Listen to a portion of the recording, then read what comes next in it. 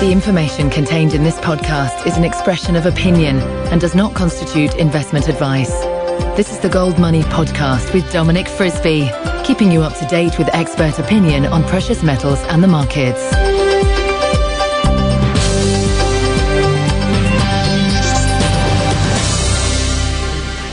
Hello and welcome to the Gold Money Podcast, hosted in association with Frisby's Bulls and Bears, with me, Dominic Frisby.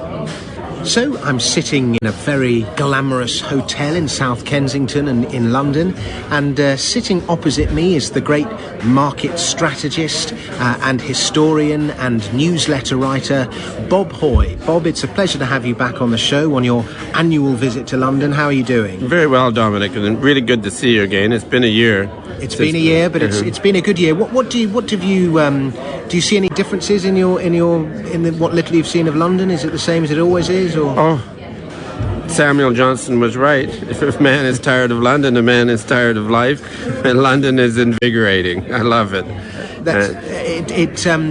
Have you been out and about on this visit? Yes, I know you were out shopping yesterday. Yeah, were you surprised how crowded it was? Or? Yeah. No, there's people. People look like they're transacting. They certainly, some of the shops were able to get some money out of my pocket quite pleasantly. Were any of the shoppers English?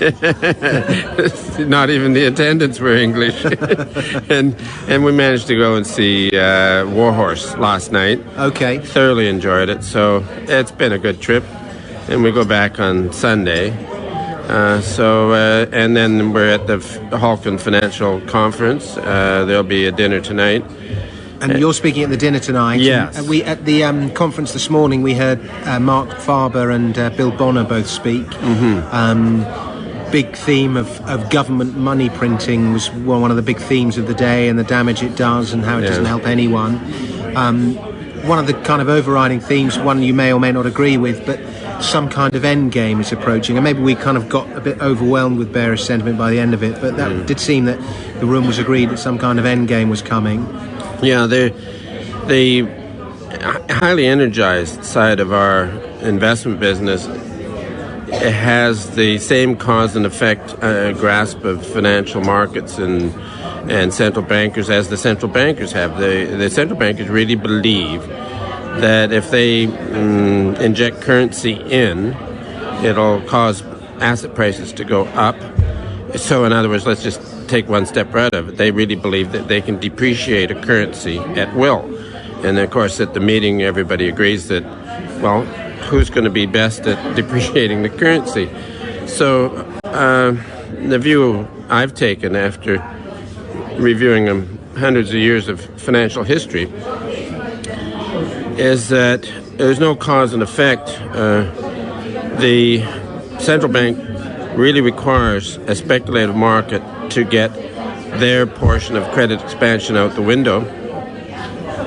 And it's not that depreciating the dollar forces asset prices up. It's the other way around. That with soaring asset prices, then the speculative community comes in and leverages up. Then that makes the central bankers look good.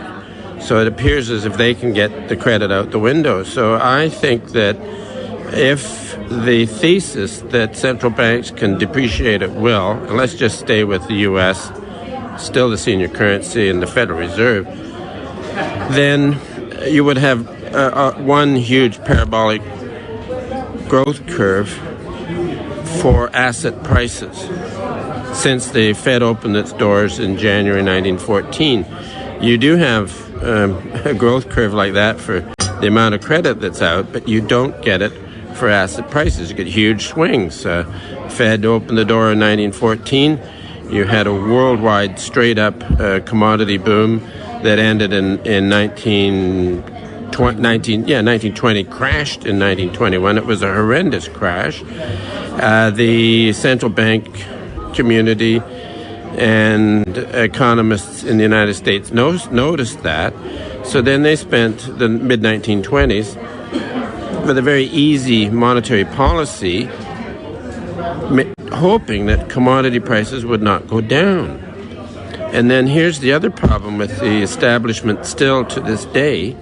They think that inflation is consumer price inflation, and which then is based upon producer price inflation or commodity inflation, but they still don't grasp that you get inflation in financial asset prices.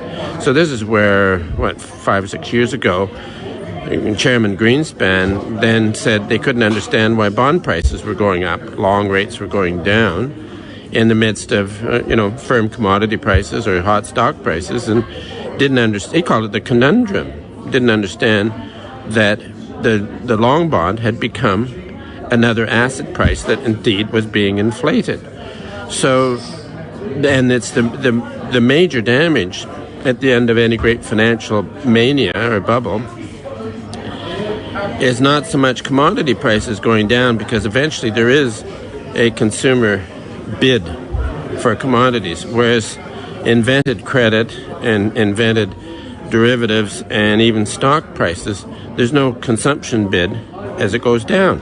So this is why these things can crash so hugely as they did in 2007 and 2008, which is a good little thing to review to tell us where we are and where we might be going, because all of the great financial manias in the past, of the first one was the South Sea bubble in 1720, and as soon as the bubble was over, the stock market headed down, the economy slowed, and employment went up, and there was genuine hardship. So each of the bubbles since then, that was the feature. So on normal business cycles, and even the big blow-off of tech stocks in 2000, the stock market had a peak. A year later, the economy peaked and headed down. So the usual 12-month lead at tops from the stock market to the economy. But at the end of a real financial bubble, everything happens at once. So in 1929, the economy peaked in that August, and the stock market, of course, headed down in that September. 1873 bubble, you have the same business cycle people, NBER, and the stock market began its dreadful crash in that September of 1873, and the recession started that October. So we move ahead to 2007, and the stock market high was in the middle of October, and the recession was determined to start in December. Okay, that is the characteristics of the start of a post-bubble contraction. The next characteristic of a post-bubble contraction is that the first recession is a horror show, and this is what they said. This is the worst recession since the 1930s, the last depression. Then the recoveries, they come in, your usual 3 to 4 year business cycle continues, and the recoveries are weak. So then what is the establishment saying? That this is the weakest recession since the 1930s. So this is what makes me convinced we are in a post-bubble contraction. All previous ones lasted for about 20 years with severe recessions and weak recoveries. And within it, speculative stock markets, speculative commodities, because you then get to a period of extreme oversold on whether it's commodities or junk bonds or the stock market, and then you'll get a rally. When we talked just before the interview, you were saying the people have had enough. Yes. And I might have inferred the wrong thing, but I kind of sort of thought that made you not bearish on the price of the US dollar, but bearish on almost on the existence of the US dollar. I might have misread that. No, I think what it is that this, I believe that the world is now on another recession, and so and this will affect the U.S. So the public will look at promises from the policymakers and say, "You guys did billions and billions and trillions of our money, and here we are in another recession. So your theories are not working." So this is where it's really common sense that when you're so much of the public is suffering in its pocketbook, it's not going to allow its municipal or city governments to continue to be extravagant. State or provincial or county governments, the same thing, and also the federal government. So let's go back to late 80s in Eastern Europe, which was suffering under extreme central planning, and they kept looking at the apparatchiks, the governing classes who were living well, and telling them how wonderful central planning was. And the folks were realizing that this is all promises, it's all talk. So they moved dramatically against one of the most terrible police states in history, which was symbolized by the fall of the Berlin Wall. So now, more recently in the U.S., you've had an extraordinary experiment in authoritarian government going on. They've been telling us how wonderful it is. So I think you're in the same thing. In the next recession, the public looks and says, all of your magic stuff that you expect from central planners and central bankers isn't working.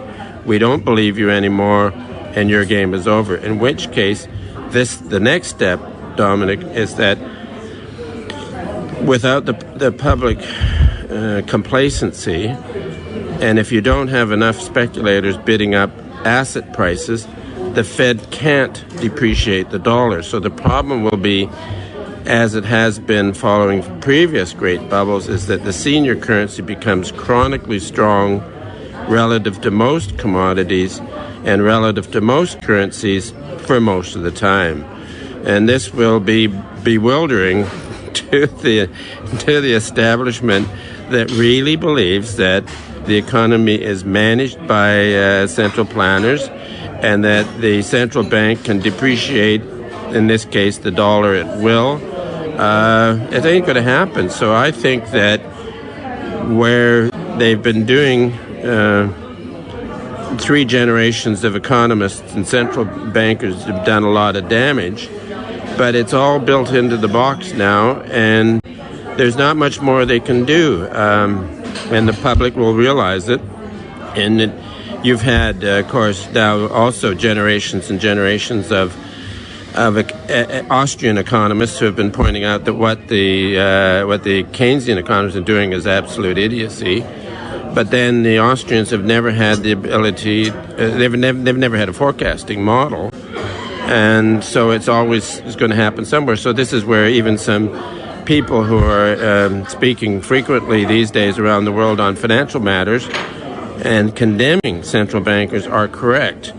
But if they have the Austrian school leanings, they then don't have a forecasting model of when things are going to get really ugly. So this is where, if you have done a lot of work in historical financial markets, you can get a pretty good idea of when the problems will become severe enough that they overwhelm all the propaganda that the central bankers can come out with. So, and I think this is fairly close. You've had a tremendous surge in speculation during the summer months, right into the middle of September. You had the head of the European Central Bank promise to, what were they going to do? Goodness knows. But they were good promises. Yeah. Then on the... He promised a form of QE. Yeah. And then that was topped. He was going to buy various bonds. And then that's right. And then topped it off by Bernanke coming out on September 13th and saying that they were going to be buying 50 billion of mortgage-backed bonds out of the market each month. And you know what happened there? It was sort of in the market, but that gave the timing for the top, because if you looked at a number of commodities, a number of stock indexes, and then even including junk bonds, all these set momentum and sentiment highs on about September 14th. We called it another great cluster clock. And so then you want some confirmation of that. So the market then sold off a bit on a number of these games, and then more recently are rallying back up. But, I think the technical stuff within the stock market have been deteriorating, volumes diminishing, advanced declines, that sort of stuff. And you've also got here, we're going into a period of time when there can be disappointments in the market. So we've put some, let's call them lines in the sand, and one of them would be, we look at the VIX, that's the volatility on the S&P, and it has been in a pattern showing negative divergence against the stock market. And all we need on the VIX now is is it did get above 15 and a half briefly, corrected back maybe 15, but if it gets above 1680, then that's made a trend change that will indicate that the volatility in the stock market is changing. The other one that we watch is the gold-silver ratio, and when it goes up, it begins to signal a problem pending in the market. And the problem, of course, is due to the fact that markets became extremely exuberant in the middle of September. So then on the gold-silver ratio, which is pretty close to 53 now, it was lower than that a few weeks ago, but it's been stair-stepping up a little bit. But you look at the chart, and if it gets fully through 53, say to touch 54, then that's another mark in the sand. And there's a few others, but I can't remember the numbers on them. Okay. But those two would be the lines in the sand where these two things happen, the VIX getting the 1680 and the gold-silver ratio getting through 53, would say, watch out, we're looking at the next credit crisis. Wow. Are we approaching the end of fiat money? Let's call it ending action. Fiat money the experiment has gone on for almost 100 years. And, well, no, more than 100 years now. And previous great similar experiments have occurred in the 3rd century in Rome, and then there was one in the 16th century. And it seems to take around 100 years or somewhat more for the bureaucrats to have destroyed the finances of the country. And it takes that long before you finally get a generation of taxpayers who figure it out, just straight common sense, and say, you guys are a bunch of idiots, you're out of here. And I'm looking forward to it. You think we'll see it, I don't know, within 5 years or something? We could see it probably next year. Some serious signs that the public is... Look how fast it moved in 1988 and 89 in Eastern Europe against communist thugs. This is just against liberals with a bunch of propaganda. Okay, so now one of your big themes has been that the real price of gold rises during a post-bubble contraction, and therefore even our tiny little junior mining companies with their little deposits in wherever it is are going to all go to the moon. I'm paraphrasing you a little bit. I hope you'll forgive me for that. But at what point are we going to get another proper... I mean, at the moment, the rally we've just had since, I don't know, I suppose it started in May and June in gold stocks. Is it the beginning of a new bull market, or is it a counter-trend bounce? It's not really clear. When are we going to get our full-on... May was a disaster. When am I going to be rich? That's what I'm asking you. May ended a disaster because I guess we're about the only one that's got more than 100 years of history, daily trades for a gold stock index, which we used home stake for way before that. Now, it got down to, on a monthly RSI, the second worst oversold in 100 years in May. Their worst was 1922, and then there was 1948, and, 2008. But anyways... It became even worse than, 1999 or something like that? Exceptionally oversold. So you're going to get a rally. And we got the rally. Then it had to be tested, and it became tested around July, and then lately been pretty good. But the problem is now it's doing the commitment of traders' figures in gold are extremely bullish, which means watch out. And as you mentioned just a few minutes ago, the ones for silver are even more so. So, and then you also, if the financial markets are stretched to the limit, the probability is that something's going to go wrong, and likely it'll happen in the fall. So we're now into the fall, and I'm looking for things to happen. So, but they're going to prop it up for the election. They're not going to let a crash happen. Okay, that was Bernanke's move on September 13th. And that's all in the market. So, but they're not. Okay, I know you don't believe in interventionist economics, but when's the election? November the 3rd, is it? 4th or 5th. But anyways, it's always the first Tuesday of the month. They may not have the control on that, and silver will tell us. And you just told me that the numbers on silver are very threatening. Yeah, I did. So now the main question is, when do we enjoy soaring gold prices for the junior golds?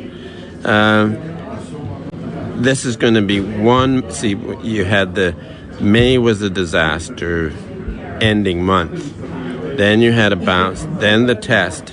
Now this fall, it'll be another test of those lows and traders' nerves and all that sort of stuff.